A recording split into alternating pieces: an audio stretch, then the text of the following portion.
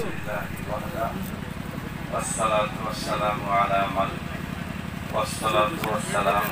من لا نبي بعده أما بعد মাননীয় আজকের সভার সভাপতি সাহেব, উলামায়ে কেরাম, মুরব্বী সমাজ এবং যুবক বন্ধুগণ,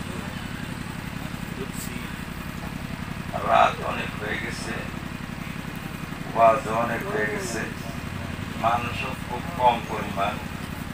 সামান্য সময় আমি কথা রাখবো, তারপরে কিছু প্রশ্ন আছে, ইনশাল্লাহ প্রশ্নগুলোর জবাব দিব, এতেই সবাই ইনশাল্লাহ শেষ হয়ে যাবে। আপনারা গভীরভাবে কয়েকটা কথা শুনবেন। আল্লাহ পাকের লাখো লাখো শুকরিয়া যে আল্লাহ পাক আমাদেরকে মুসলমানের ঘরে পাঠাইছে। এই যে আমি বললাম কথাটা, এই কথাটা আপনাদের শিখতে হবে। কিভাবে? মাঝে মাঝেই বলতে হবে যে আল্লাহর হাজার হাজার শুকরিয়া যে আল্লাহ আমাদেরকে মুসলমানের ঘরে পাঠাইছে। গরিব থাকতে পারি কিন্তু মুসলমান, দুঃখী থাকতে পারি কিন্তু মুসলমান, পদদলিত হতে পারি কিন্তু আমি মুসলমান, সবকিছু থেকে বঞ্চিত হতে পারি কিন্তু আমি মুসলমান। এই কথাটা ঘরে বাইরে সর্বত্র বলতে হবে। বলাটাই হইল মৌখিক শুকরিয়া। কারণ ইসলামটা এত বড় নিয়ামত, আল্লাহ পাকের এত বড় দান যে এর তুলনা কোন নিয়ামত করতে পারে না। আর ইসলামের মূল্য কেউ বর্ণনা করতে পারবে না। আপনি যদি ইসলামের মধ্যে ঈমানের সহিত মৃত্যুবরণ করতে পারেন, তাহলে চিরকালের জন্য আপনি সফল হয়ে যাবেন। চিরকাল আপনি শান্তিতে সুখে কাটাবার পারবেন।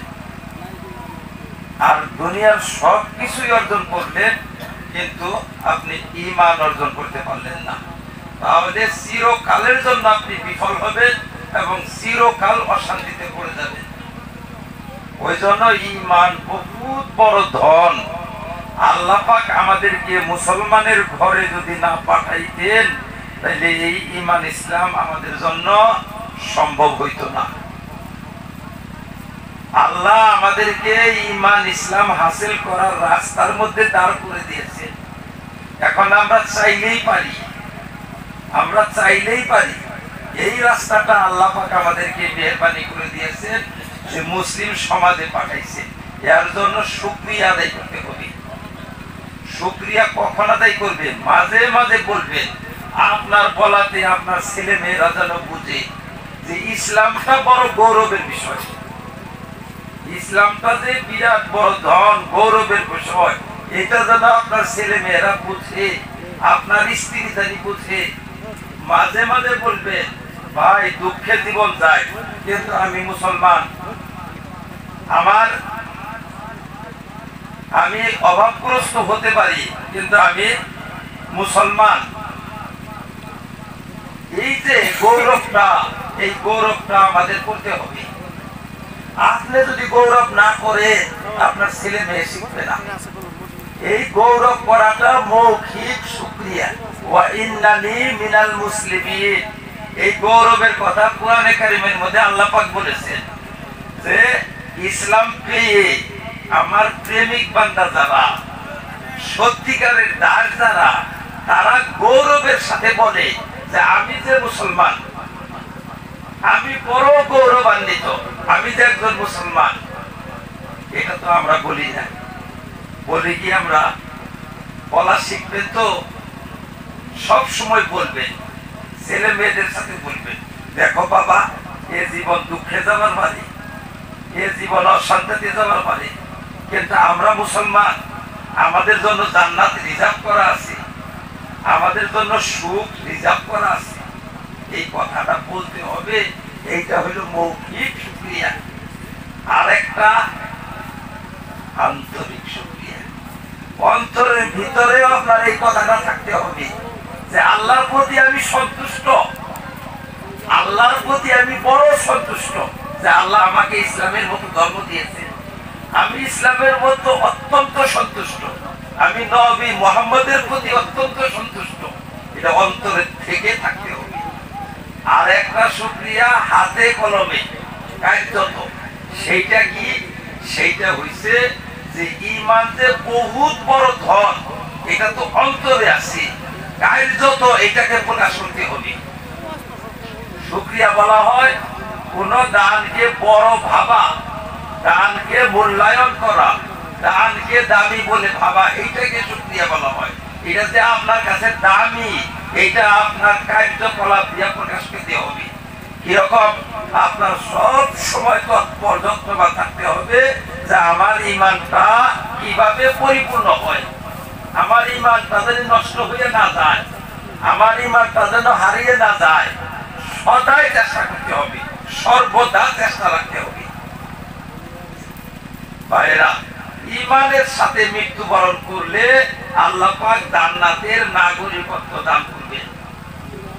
ঈমানের সাথে মৃত্যুবরণ করলে আল্লাহ পাক জান্নাতের নাগরিক বানাবেন, জান্নাতের নাগরিক।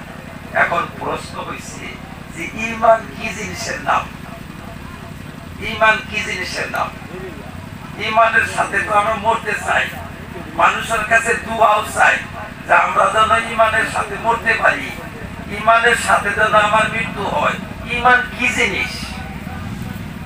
এটা কিন্তু আমাদের মুসলমানকে প্রশ্ন করলে বলতে পারবে না। কিছুটা ধারণা থাকলেও কিন্তু সঠিকভাবে উত্তর দিতে পারবে না। আমভাবে, সাধারণভাবে আমাদের জনগণ জবাব দিতে পারবে না। আমি আপনাদেরকে একদম সহজভাবে ঈমানটা বুঝাইতেছি। মনে রাখবেন, ইসলামিক বিশ্বাসকে ঈমান বলে। ঈমান কাকে বলে? ইসলামিক বিশ্বাসকে ঈমান বলে। বাস, শেষ কথা। ইসলামিক যেটা বিশ্বাস, সেটার নাম ঈমান। এই বিশ্বাসটা নিয়ে যদি মরতে পারেন, ইসলামিক বিশ্বাসটা নিয়ে যদি মরতে পারেন, তাহলে আপনি ঈমানের সাথে মৃত্যুবরণ করলেন। আর ইসলামিক বিশ্বাসটা যদি নিয়ে যেতে না পারেন, তাহলে আপনি ঈমানের সাথে মৃত্যুবরণ করতে পারলেন না। ইসলামিক বিশ্বাস, ইসলামিক বিশ্বাস কোন বিশ্বাস? এটা কি বিশ্বাস করতে হবে? দুনিয়ার সমস্ত ব্যাপারে, আল্লাহ থেকে আরম্ভ করে দুনিয়ার সমস্ত ব্যাপারে আমাদের একটা বিশ্বাস অন্তরের মধ্যে থাকে। একটা বিশ্বাস ইসলামিক, আর একটা বিশ্বাস অন ইসলামিক। আপনার বিশ্বাসটা যদি ইসলামিক হয়ে গেল, তাহলে আপনি ঈমানদার। আর আপনার বিশ্বাসটা যদি অন ইসলামিক থাকলো, তাহলে আপনি বেঈমান। আল্লাহ থেকে আরম্ভ করে প্রত্যেক বিষয়ের সম্পর্কে, প্রত্যেক বিষয়ের সাথে একটা বিশ্বাস থাকে। সেই বিশ্বাসটা ইসলামিক যদি হয়, তাহলে আপনি ঈমানদার। আর বিশ্বাসটা যদি ইসলামিক না হয়, তাহলে আপনি ঈমানদার না। কিরকম? আল্লাহ সম্পর্কে ইসলাম কি বিশ্বাস চায়, রাসূল সম্পর্কে কি বিশ্বাস চায়, ফেরেশতা সম্পর্কে কি বিশ্বাস চায়, মুসলমান সম্পর্কে কি বিশ্বাস চায়, কুরআন সম্পর্কে কি বিশ্বাস চায়, একজন গণক সম্পর্কে ইসলাম কি বিশ্বাস চায়, একটা দেওদানব সম্পর্কে ইসলাম কি বিশ্বাস চায়। প্রত্যেকটা ব্যাপারে একটা বিশ্বাস আমাদের অন্তরে বিরাজমান থাকে, একটা বিশ্বাস আমাদের অন্তরে আছে। এই বিশ্বাসটা যদি শুদ্ধ হয়, অটুট হয়, তাহলে আপনি ঈমানদার। আর বিশ্বাস যদি শুদ্ধ না, অটুট না, তাহলে আপনি ঈমানদার না। ঈমানদার না আপনি। তার উদাহরণ, যেমন আমরা বিশ্বাস করি যে আল্লাহ রাব্বুল আলামিন আলিমুল গায়ব, অর্থাৎ অদৃশ্য বিষয় আল্লাহ জানে। এইরকম জানে যে কোনো একটা বস্তু আল্লাহর জ্ঞানের বাইরে নেই, আর কোনো একটা বস্তু আল্লাহর দৃষ্টির বাইরে নেই। সবকিছুই তিনি দেখছেন, সবকিছুই তিনি জানেন, সবকিছুই তার জ্ঞানের মধ্যে রয়েছে। তার জ্ঞান অনাদি অনন্ত অসীম। তার জ্ঞানের শুরু নেই, তার জ্ঞানের শেষ নেই। আর তার জ্ঞানের কোনো সীমা নেই। আল্লাহ রাব্বুল আলামিন হচ্ছেন কি আলিমুল গায়বি, তিনি অদৃশ্য বিষয় জানেন, তিনি গায়ব জানেন। আল্লাহ ব্যতীত অন্য কেউ গায়ব জানে না। আল্লাহ গায়ব জানেন আর আল্লাহ ব্যতীত অন্য কেউ গায়ব জানে না। এই বিশ্বাসটা হইছে শুদ্ধ, এটা শুদ্ধ শুদ্ধ বিশ্বাস। একমাত্র আল্লাহ গায়ব জানেন আর আল্লাহ ব্যতীত অন্য কেউ গায়ব জানে না, কেউ জানে না। কোন নবীও জানে না, কোন ওলিও জানে না, কোন দেহ জানে না, ভূত প্রেতেও জানে না, মানুষেও জানে না, কোন জীবজন্তু জানে না, কেউ জানে না। গায়ব একমাত্র আল্লাহ জানে। গায়ব বলা হয় ইন্দ্রিয়ের বহির্ভূত বস্তুকে, পঞ্চ ইন্দ্রিয়ের বহির্ভূত বস্তুকে গায়ব বলা হয়। এটাকে গায়ব বলে। ইন্দ্রিয়, পঞ্চ ইন্দ্রিয়ের বহির্ভূত বস্তু যেটা, সেটা আমরা জানি না, সেটা আল্লাহ পাক জানে। আল্লাহ ছাড়া অন্য কেউ জানে না। আপনি এই বিশ্বাসটা শুদ্ধ। অশুদ্ধ কোনটা? অশুদ্ধ বিশ্বাস। অশুদ্ধ বিশ্বাস যে পীর সব গায়ব জানে, আল্লাহ রাসূল গায়ব জানে, ভূতে গায়ব জানে, ফেরেশতারা গায়ব জানে, ব্রাহ্মণ গায়ব জানে, গণক গায়ব জানে। অশুদ্ধ বিশ্বাস। এখন আপনার যদি অন্তরের মধ্যে এরকম থাকে যে আল্লাহ গায়ব জানে আর পীর সাহেব গায়ব জানে, অশুদ্ধ বিশ্বাস। আল্লাহ গায়ব জানে আর আল্লাহর নবীও গায়ব জানে, অশুদ্ধ বিশ্বাস। আপনার ঈমান ঠিক হয় নাই। আর এই বিশ্বাসটা অটুট থাকতে হবে। অটুট মানে আপনার বাড়িতে পীর আসলো, ব্রাহ্মণ আসলো, গণক আসলো, কোন ফকির আসলো, আর সে ব্যক্তি কিছু অতীত ঘটনা বর্ণনা করলো, কিছু ভবিষ্যৎবাণী করলো, কিছু বর্তমান কিছু কথা বললো, আর সেই কথাগুলো আপনার সাথে মিলে গেল। মিলে গেল কারণ সেই পীর বলেছিল যে তোমার ছেলে পালিতে পড়বে, আর আপনার ছেলে পালিতে পড়লো। সে পীর বলেছিল যে তোমার বাড়িতে আগামী সপ্তাহে আগুন লাগবে, আর আগামী সপ্তাহে আপনার বাড়িতে আগুন লাগলো। সেই পীর বলেছিল যে তোমার স্ত্রীর কোলার তলে টাকা আছে। সত্যিকারেই দেখলেন কোলার তলে টাকা আছে। এখন আপনার স্ত্রী কি বলবে? বলবে যে মানুষে বলে ব্রাহ্মণরা আগামী জানে না। এটা ভুল কথা।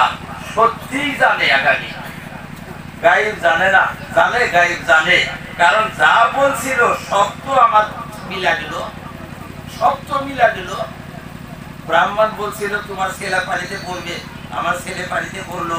ব্রাহ্মণ বলছিল তোমার বাড়িতে আগুন লাগলো, লাগবে, আমার বাড়িতে আগুন লাগলো। এই ঈমানটা অটুট না, বিশ্বাসটা অটুট না, টুটে গেল। টুটে গেল মানে বেঈমান হয়ে গেল। বেঈমান হয়ে গেল মানে আপনার সাথে তার বিবাহ টুটে গেল। তার সাথে এখন আর আপনার বিবাহ নেই, তার সাথে দেখা সাক্ষাৎ করা হারাম। তার ছেলে তার পেটে সন্তান জন্ম নিলে তারও সন্তান জন্ম নেবে, গেল ঈমান। তাহলে বিশ্বাস বিশুদ্ধ হইতে হবে এবং বিশ্বাসটা অটুট হইতে হবে। আর এই বিশ্বাসটা কোন ব্যাপারে, কি বিষয়ে?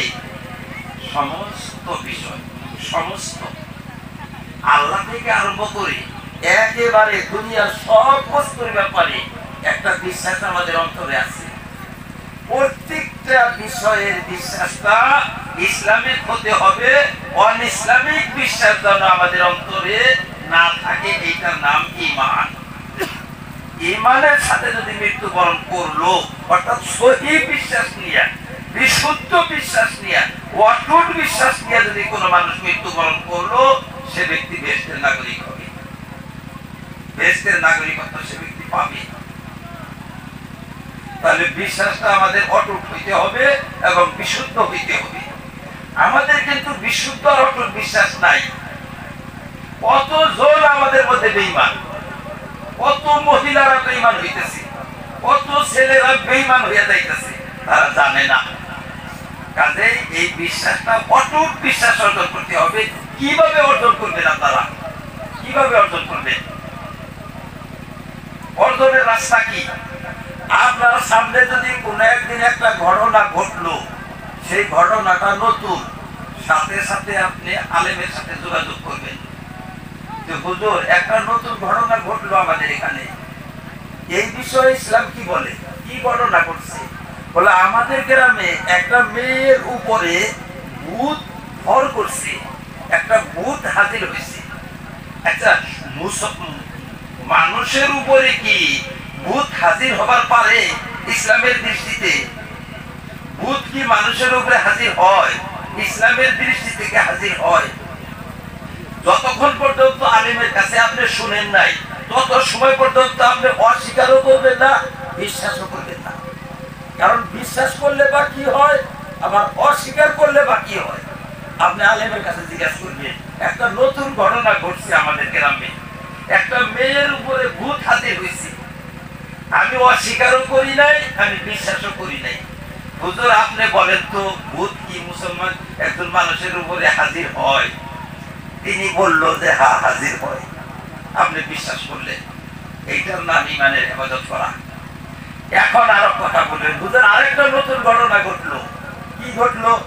যে আমাদের গ্রামের লোকেরা ওই ভূতটার কাছে কিছু ভবিষ্যৎবাণী জিজ্ঞাসা করতেছে। কি জিজ্ঞাসা করে? বলতেছে যে দেখো তো আমার বিয়া হবে কিনা, আমার বুকেদের বিয়া হয় না কেন, আমার মেয়েটার বিয়া হয় না কেন, আমার ছেলে বউ পায় না কেন, আমার মেয়ের বিয়া হইলে সন্তান হবে কিনা, আমার বউর পেটে কি ছেলে হবে কিনা, আমার ছেলে চাকরি পাবে কিনা, আমার কি ব্যাপারটা ভালো হবে কিনা, এই সব জিজ্ঞাসা করছি। এই সব কথা কি ভূতেরা বলতে পারে? এইটা আপনি আলেমের কাছে জিজ্ঞাসা করতে হবে। আপনি কি বলেন? আপনি বলবেন যে আমি এখনো কিছু বলি নাই, আমি অবিশ্বাসও করি নাই, বিশ্বাসও করি নাই। কারণ বিশ্বাস করলে বা কি হয়, আবার অবিশ্বাস করলে বা কি হয় আমি জানি না। আমি ইমানের ভয়ে কোনো কিছু বলি নাই। হুজুর তাড়াতাড়ি বলুন, কি হবে, আমি কোনটা বলবো? তখন হুজুর বলবে সাবধান, এই ভূতের কথা বিশ্বাস করা যাবে না। ভূত আগামী জানে না, ভূত গায়েব জানে না, ভূত ভবিষ্যতের খবর জানে না, ভূত অদৃশ্য বিষয় জানে না। ভূতে বলবে কিন্তু জানে না, ব্রাহ্মণরা বলবে কিন্তু জানে না। বলবে কেন? তারা আওরা কাওরা 10-20টা তেল দেয় আম গাছে। অন্ধ মানুষ তো আসলে চোখে দেখে না, কিন্তু আওরা কাওরা তেল দেয় আম গাছে। মেলাগুলো আমের মধ্যে একটা না একটার মধ্যে লাগবে। এখন আমাদের মানুষ লক্ষ্য করে লাগাটা, না লাগাটাও লক্ষ্য করে না, লাগাটা লক্ষ্য করে। 10টা বলছিল, একটা মিলা গেছে গা, ওই একটা লক্ষ্য করে। এত চোখ আছে, চোখ না থাকলে একদম আমটা কি ওখানে লাগাইল, আমটাতে লাগাইল একদম পাকা আমে দেখিয়া লাগাই দিছে। এত চোখ আছে, আরে ভাই চোখ নাই, আওরা কাওরা ঢেইলাইলে হঠাৎ একটা লাগে, হঠাৎ লাগছে। কাজে আওরা কাওরা ভবিষ্যৎবাণী করছে। 20টা ভবিষ্যৎবাণী করলে একটা না একটা মিলবে। আর মেয়েরাই একটা দুইটা দিয়েই ধোকায় পড়ে, আর ধোকায় পড়ে ইমানকে একবারে জলাঞ্জলি দেয়। কথা বুঝছেন তো? বুঝে আসছে? ইমান টুইটা যায়। ইমান হেফাজত করার অর্থ এরকম ঘটনা ঘটার সাথে সাথে আপনি আলেমকে ফোন করবেন যে হুজুর আমাদের গ্রামে এক নতুন ঘটনা ঘটলো। কি ঘটছে? যে নতুন ঘটনা ঘটছে, একটা ব্রাহ্মণ আছে, আর সেই ব্রাহ্মণ আমাদের গ্রামে ভবিষ্যৎবাণী করতেছে। এগুলো কি বিশ্বাস করা যাবে? সাবধান, বিশ্বাস করা যাবে না। মিললেও বিশ্বাস করা যাবে না। মিলার পরে যদি বিশ্বাস করো, তোমার ঈমান থাকবে না।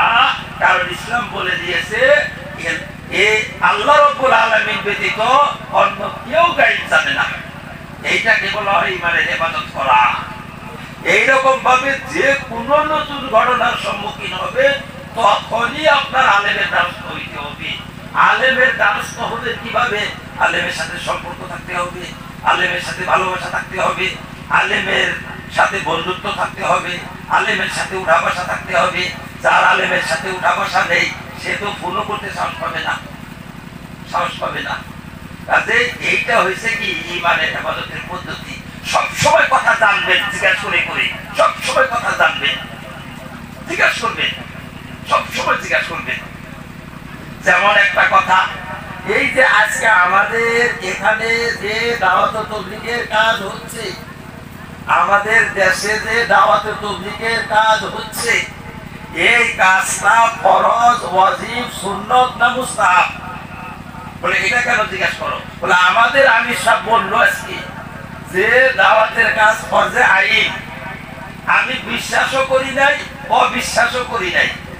কারণ বিশ্বাস করলে বা কি হয়, আবার অবিশ্বাস করলে বা কি হয়। কারণ কি জানেন, ফরজকে ওয়াজিব বললে, ওয়াজিবকে ফরজ বললে পাপ হয়। সুন্নতকে ফরজ বললে আর ফরজকে সুন্নত বললে পাপ হয়। কোন সময় ইমানও যায়। এখন আমি এই কথা বিশ্বাস করে ইমানটা আমি ধ্বংস করবো, আমি আবার অস্বীকার করলে তো ইমানটা ধ্বংস হবার পারে। কাজে আমি কিছুই থেকে বিশ্বাসও করি নাই, অবিশ্বাসও করি নাই। হুজুর আপনি বড় মুফতি, আপনার কাছে জিজ্ঞাসা করছি, এই যে আমাদের দেশে দাওয়াত ও তাবলীগের কাজ হচ্ছে, এটা কি ফরজে আইন? এটা কি ফরজে আইন? এটা কি ফরজে কিফায়া? এটা কি ওয়াজিব? আপনি মুফতির কাছে না জানা পর্যন্ত কোনো মন্তব্য করবেন না। যদি করেন হঠাৎ ইমানও যাইতে পারে। তাহলে ইমানের হেফাজত তো বুঝছেন। ইমানের হেফাজত কাকে বলা হয়? ওয়ালা তাকফু মা লাইসা লাকা বিহি ইলমুন। ওইরকম কথা বলো না যে বিষয় তুমি জানো না। নীরব হয়ে থাকো, একদম নীরবতা অবলম্বন করো। এখন এই দাওয়াত ও তাবলীগ নিয়ে বিতর্ক সৃষ্টি হয়েছে। আপনি কোনো দিকে যাবেন না, কোনো দিকে না। বিতর্ক হচ্ছে, আপনি কোনো দিকে যাবেন না। কারণ কোন দিকে গেলে বা বিপদ হয়, কোনটা দিক সত্য আর কোন দিকটা মিথ্যা বাতিল, কোনটা হক আর কোনটা বাতিল আপনি তো জানেন না। কাজে আপনি কোনো দিকে যাবেন না, আপনি একদম থেমে যাবেন, নীরব হয়ে যাবেন। নীরব হয়ে উপযুক্ত আলেমের কাছে আপনি দ্বারস্থ হবে, দ্বারস্থ হয়ে বলবেন যে হুজুর নতুন সমস্যা দেখা দিচ্ছে আমাদের গ্রামে। কি দেখা দিচ্ছে? যে দাওয়াত ও তাবলীগ নিয়ে বিতর্ক হয়েছে, দুইটা দল হয়েছে। কোন দলটা সত্যের উপর প্রতিষ্ঠিত আর কোন দলটা বাতিলের উপর প্রতিষ্ঠিত আমাকে একটু বুঝিয়ে দেন। আপনি কোনো দল নিবেন না, দল নিলে বিপদ আছে। কারণ বাতিল দলকে যদি সমর্থন করেন আপনার ঈমান যাবে, আর হককে যদি সমর্থন করেন তাহলে আপনি আল্লাহর কাছে ফিরে হবে। আপনি তো আর হক বাতিল চিনেন না। কাজে আপনি এখন নিরপেক্ষতা অবলম্বন করবেন ঈমানের হেফাজতের জন্য। একদম নিরপেক্ষ থাকবেন, কোনো পক্ষ আপনি নেবেন না। আপনি উপযুক্ত আলেমের দ্বারস্থ হবে আর তাকে জিজ্ঞাসা করবেন হুজুর এই দুইটা পক্ষের মধ্যে কোনটা হক? যেটা হক সেটাকে আমি মানবো। যখন আপনার বুঝে আসবে, পরিপূর্ণভাবে বুঝে আসবে আলেমের কথায়, তখন আপনি সেটাকে সমর্থন করবেন। এইটাকে বলা হয় ঈমানের হেফাজত। কোনো দিনও কোনো কথাকে দিবেন না অত তাড়াতাড়ি, কোনো কথা দিবেন না। এইটাকে ঈমানের হেফাজত বলা হয়। ভাই এইভাবে প্রত্যেক ব্যাপারে আলেমের কাছে দ্বারস্থ হবে, তাহলে ইনশাআল্লাহ আপনাদের ঈমানের সাথে মৃত্যুবরণ করার তৌফিক হাসিল হবে। কালেমা পড়ে মরলে ঈমানের সাথে মরে না, ভুল কোথায় যায়। একজন মানুষ কালেমারই জিকির করতেছে, অনবরত কালেমার জিকির করে, লা ইলাহা ইল্লাল্লাহ। আমরা বলবেন কালেমার জিকির করে, ও বেঈমান হবার পারে। সারাদিন কালেমা পড়ে, বেঈমান হবার পারে। জানেন কাদিয়ানীরা কালেমা পড়ে তো পড়ে, নিজের হাতেও কালেমা লেখা রাখে, হাতেও লেখা রাখে, কপালের মধ্যে লেখা রাখে, শার্টের মধ্যে লেখা রাখে লা ইলাহা ইল্লাল্লাহ মুহাম্মাদুর রাসূলুল্লাহ।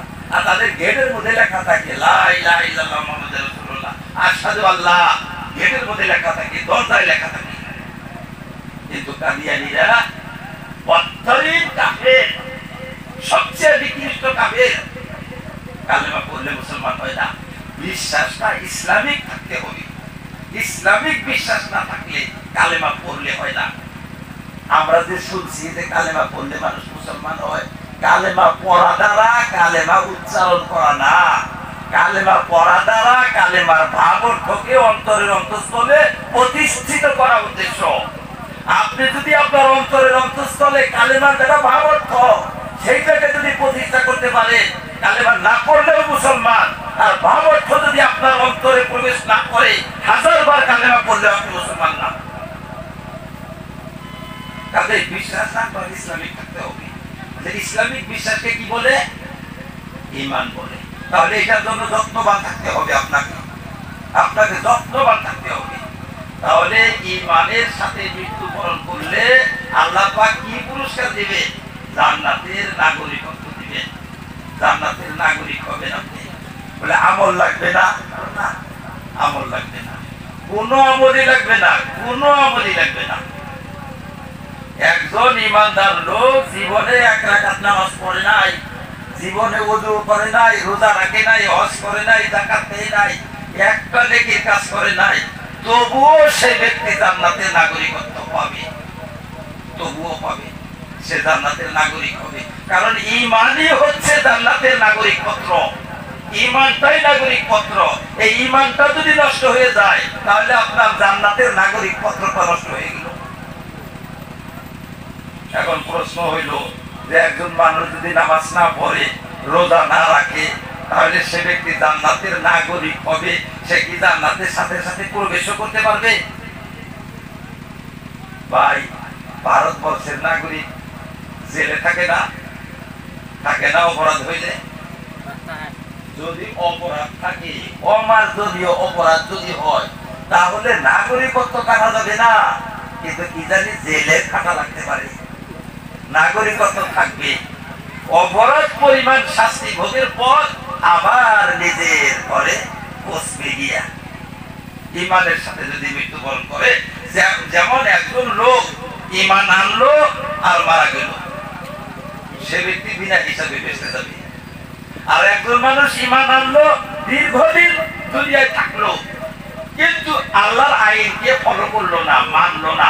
ঈমান ঠিক আছে তার, কিন্তু আল্লাহর আইনকে ফলো করলো না, মানলো না, তাহলে সে ব্যক্তি অপরাধী। এই অপরাধী ব্যক্তি সরাসরি কি জান্নাতে যেতে পারবে? যেতে পারবে আমরা বলতে পারি না, জান্নাতের নাগরিকত্ব পাবে এইটা আমরা বলতে পারি, কারণ সে ঈমানদার। কিন্তু তার অপরাধের জন্য তাকে কি জানি জেলও খাটা লাগতে পারে, আর জেল হচ্ছে জাহান্নাম, জাহান্নাম ভোগ করার দরকার করতে পারে। তাহলে একজন মানুষ যদি সরাসরি জান্নাতে প্রবেশ করতে চায়, তাহলে অন্তত পক্ষে কতটা আমল তার করতে হবে? একটা আমল করলেই হবে। একটা, কয়টা আমল লাগবে? একটা আমল লাগবে। ইসলাম তো বিরাট বহল, লাখ লাখ আমল আছে ইসলামের মধ্যে, তার মধ্যে একটা আমল করলে আপনি জান্নাতে প্রবেশ অধিকারটা পাবেন।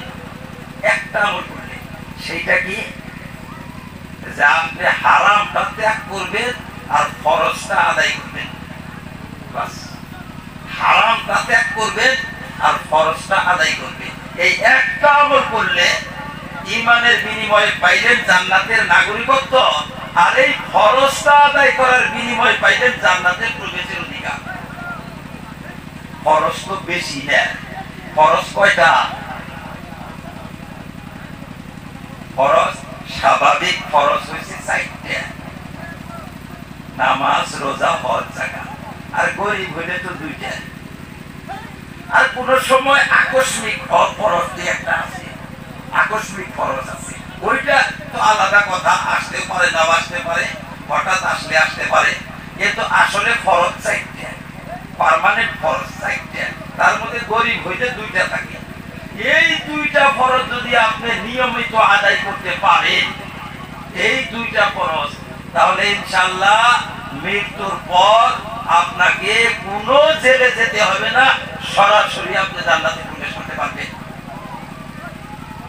এখন রইল কোন আমলটি? রইল নফল। রইল নফল কোনটা? ফরজের পরে যত আমল আছে সবগুলোকে নফল বলা হয়, সব নফল। নফলের মধ্যে সুন্নতে মুআক্কাদা আছে, সুন্নতে গায়ের মুআক্কাদা আছে, মুস্তাহাব আছে, এগুলো সব নফল। নফলটা কাজ কি? নফলটার কাজ 2টা। 1 নম্বর কাজ হইল আপনার ফরজের যখন হিসাবটা হবে, নফলের কিন্তু হিসাব হবে না, ফরজের হিসাব হবে। হিসাব কালে কোন একটা ফরজ যদি অচলমান হয়, অগ্রহণযোগ্য হয়, অর্থাৎ গ্রহণযোগ্য হচ্ছে না, এরকম যদি হয়, তাহলে স্বজাতীয় নফল দ্বারা এই ফরজকে ব্রিটিশ দেওয়া হবে, এই ফরজের মধ্যে পুটিং দেওয়া হবে, পেন্টিং করা হবে, বার্নিশ করা হবে এই নফল দিয়ে। যেমন ফরজ নামাজে কোন ত্রুটি থাকলে নফল নামাজ দিয়া তালি দেওয়া হবে, তালি দেওয়া হবে। ফরজ রোজার মধ্যে ত্রুটি থাকলে নফল রোজা দিয়া তালি দেওয়া হবে। তালি দেওয়ার পরে যেটুকু বাঁচবে সেইটুকু দিয়ে কি হবে? সেইটুকু হইছে আপনার অতিরিক্ত অর্হতা। একজন মানুষ দেশের নাগরিক হইলে বাড়িতে থাকতে পারে না, নিরপরাধ হওয়া জরুরি। নিরপরাধ হইলেই চাকরি পায় না, তার অতিরিক্ত অর্হতা জরুরি। এখন আপনার অতিরিক্ত নফল হয়েছে আপনার অতিরিক্ত অর্হতা। এই অর্হতার বিনিময়ে আপনি উঁচু মর্যাদা পাবেন, উচ্চ মর্যাদা জান্নাতে পাবেন, যারা বিরাট বিরাট মর্যাদাশীল মাকামাত আপনার জন্য হবে। এগুলো হইল নফলের বিনিময়। তাহলে এখন আমরা বুঝতে পারলাম অন্তত পক্ষে আমাদের ঈমানটা যদি ঠিক থাকে তাহলে আমরা জান্নাতের নাগরিকত্ব পাবো। আর ফরজটা যদি আদায় করি তাহলে জান্নাতে প্রবেশ অধিকার পাবো। আর নফল যদি বেশি বেশি করি তাহলে আমাদের উচ্চ মর্যাদা জান্নাতের মধ্যে আমরা প্রাপ্ত হব। এই হইল কি ঈমানের হেফাজত। তাহলে কত দূর, কত জরুরি ঈমানের হেফাজত করা। আর ঈমানের হেফাজত করার রাস্তা হচ্ছে কি, যখনই আপনার সামনে নতুন একটা জিনিস আসবে তখনই আপনি আলেমের সাথে বুঝবেন। না বোঝার আগে সে সম্পর্কে কোনো মন্তব্যই করবেন না, কোনো মন্তব্য করবেন না। জানবেন তারপরে মন্তব্য করবেন, সঠিক জানার পরে। তাছাড়া যদি মন্তব্য করেন তাহলে আপনার ঈমান নষ্ট হয়ে যেতে পারে। এইটাকে বলা হয় ঈমানের হেফাজত। সব সময় তৎপর থাকতে হবে, সব সময় যত্নবান থাকতে হবে, একদম যত্নবান থাকতে হবে সব সময়। এটাকে ঈমানের হেফাজত বলা হয়। আল্লাহ তাআলা আমাদেরকে ঈমানের হেফাজত করার তৌফিক দান করুন। তাহলে ঈমান যদি থাকে অন্তত পক্ষে তাহলে আমরা ইনশাআল্লাহ জান্নাতের নাগরিকত্বটা পাবো। আর যদি ফরজটা আদায় করতে পারি তাহলে জান্নাতের প্রবেশ অধিকার পাবো ইনশাআল্লাহ। আল্লাহ পাক যেন আমাদেরকে ঈমান হেফাজত করার তৌফিক দান করুন।